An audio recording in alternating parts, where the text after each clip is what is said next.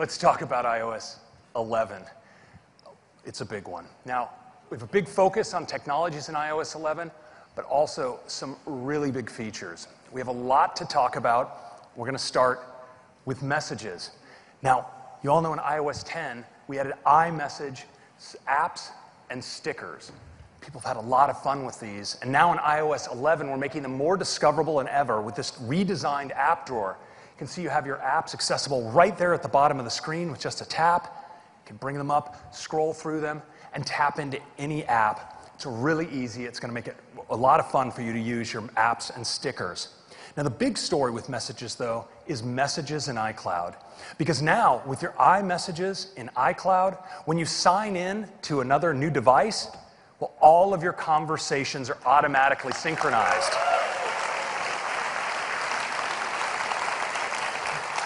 And in fact, they stay in sync. So if you want to delete an embarrassing message that you don't want in your transcript, well, it goes away everywhere, which is kind of nice. So this, of course, allows us to optimize your device storage, because with your messages in the cloud, we only need to keep your most recent messages cached on the device. And so that makes for smaller and faster backups.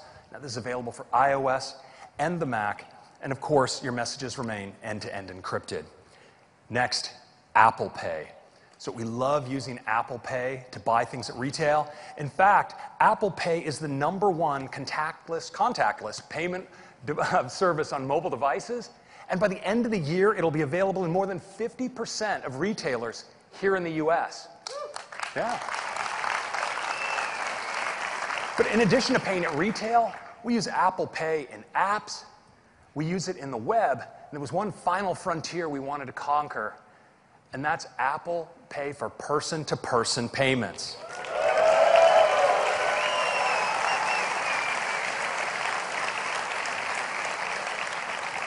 Now, it's super simple because it's integrated right in to Messages as an iMessage app.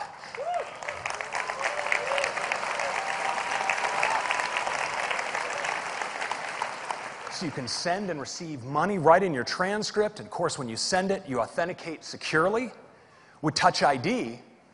And if you receive money with iMessage, it goes into your Apple Pay cash card. And from there, well, you can send it on to friends and family if you're charitable. You can make Apple Pay purchases at retail or on the web. And of course, you can pull it out and transfer it to your bank. And it's available across all these iOS devices and Apple Watch too. Thank you.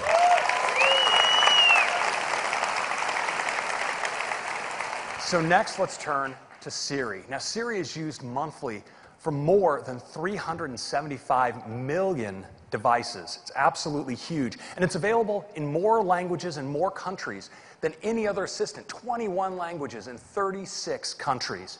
So for iOS 11, we're making a big upgrade to your primary interface in dealing with Siri, and that's Siri's voice. We've used deep learning now to create a really natural and expressive voice for Siri, and I'd like you to hear it. Here's the forecast for the next 10 days. Sunny, sunny, and sunny. 3 different ways to say sunny. Very powerful. Now, Siri also has a male voice, and it sounds fantastic too. I love machine learning, especially since I'm a machine learning. So Siri has a great new visual interface as well, and it's able to provide you with follow-up questions and answers with just a tap, and multiple results. When you make a query, it's really handy. Now, Siri also has a new capability, just translation. So you can now ask something like, how do you say, what are the most popular dishes in your restaurant in Chinese? And Siri can say, 你们餐厅有哪些菜最受欢迎? Totally.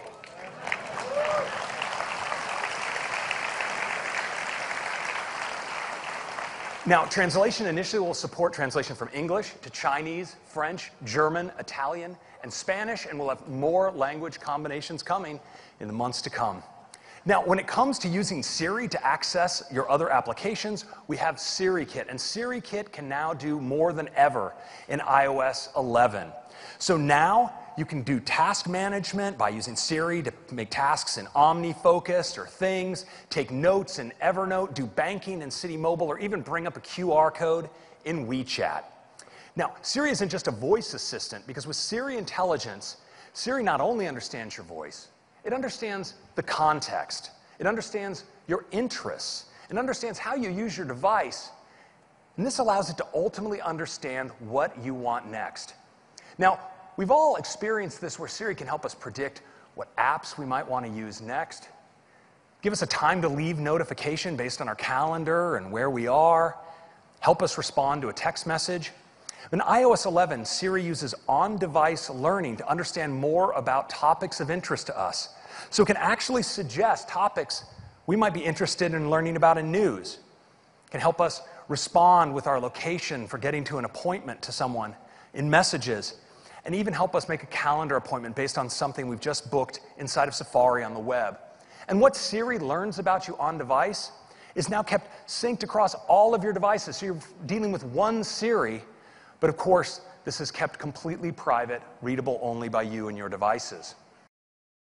Hey there, thanks for checking out CNBC on YouTube. Be sure to subscribe to stay up to date on all of the day's biggest stories. You can also click on any of the videos around me to watch the latest from CNBC. Thanks for watching.